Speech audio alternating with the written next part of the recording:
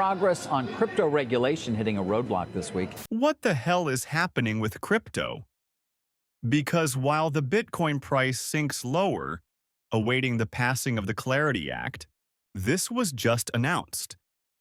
The U.S. Senate delays the Clarity Act, delays the crypto market structure bill until 2026, as reported by CNBC. Let's watch this, then react as a key hearing gets punted into the new year. Emily Wilkins joins us. She has that story. Bitcoin bouncing today along with the equity markets, though hopes for progress on crypto regulation hitting a roadblock this week as a key hearing gets punted into the new year. Emily Wilkins joins us. She has that story. Emily.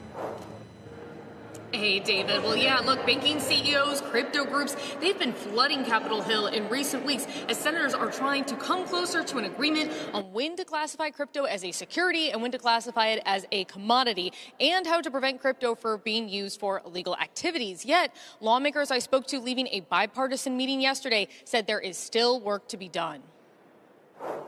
We're making progress, but we're not, it's clear to me anyway, that we're not there yet. That's Senator John Kennedy. He's a member of the Banking Committee that initially hoped to mark up the bill this month, but that has now been pushed back yet again. Issues remained, and a tentative vote on the bill that lawmakers hope to take this month could be going now until January. Remaining issues include whether top government officials like President Trump and his family should be able to profit from crypto ventures while they are in office.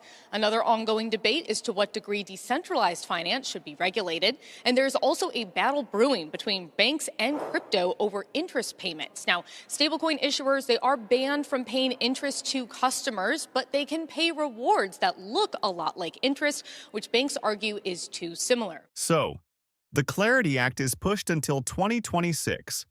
Let me read you this direct statement, since this has such an effect on where crypto will be in the future.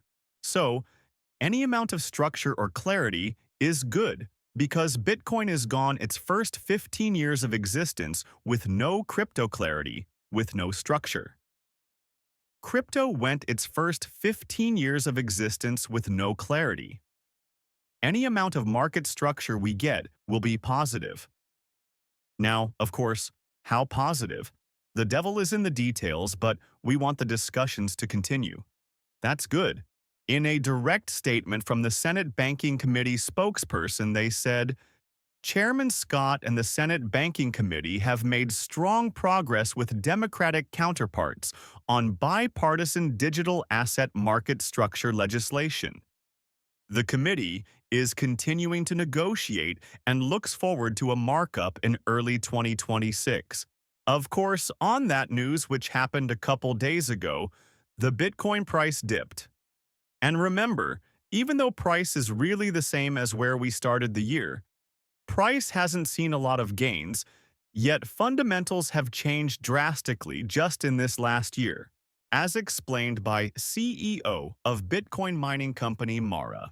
I think you have to look at the long-term trend, but more importantly, go back a little over a year ago, go 14, 15 months ago, no U.S.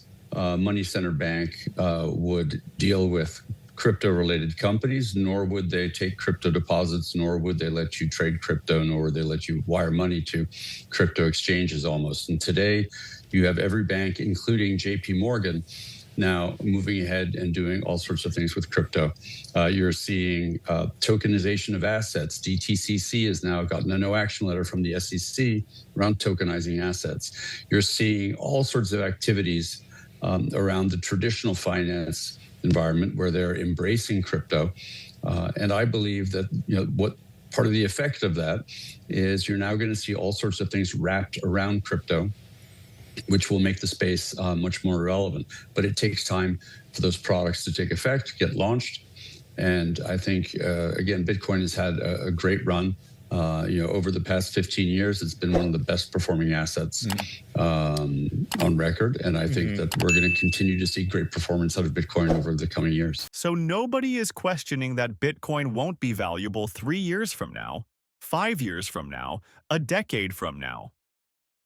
The only uncertainty is where Bitcoin will be in the short term, and institutional investors also for altcoins, even though prices are dipping. We're watching them take out their positions now. The XRP ETF inflows have crossed 1 billion since launching in November. XRP ETFs have seen positive net inflows every single day. That's over 30 days straight now. Every single day for a month, the crypto market has been going down. Yet, XRP investors from Wall Street are buying through. The ETFs are accumulating.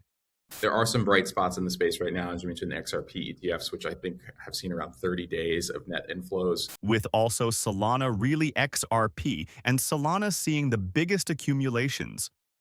Solana ETFs have the highest net inflows of all crypto ETFs, over $63 million in net inflows for the last 7 days.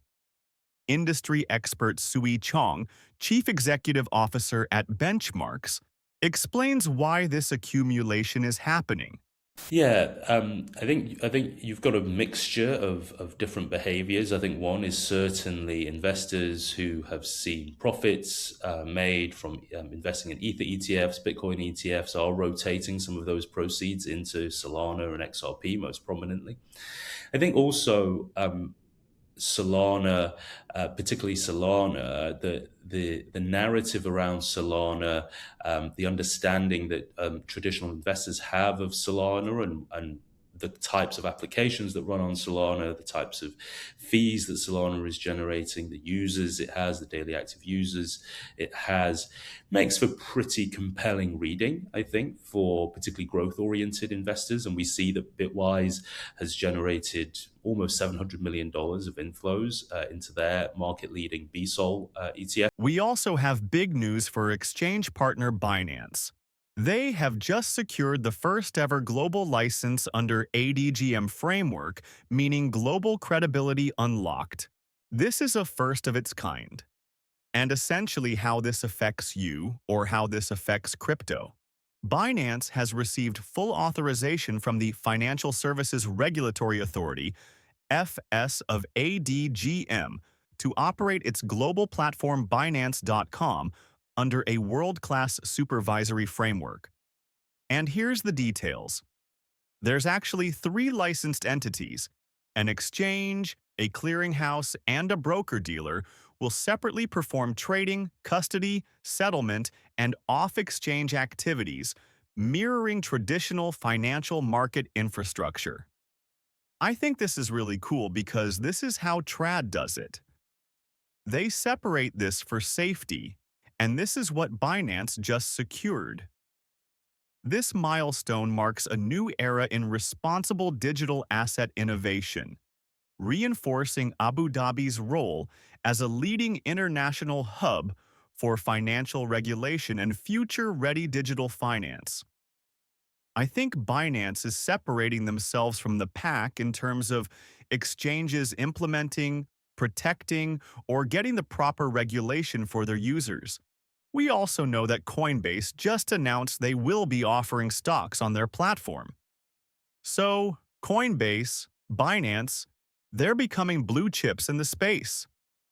Not that they weren't already, but again, separating themselves from the pack. We launched the Everything Exchange. You can now trade multiple asset classes on Coinbase.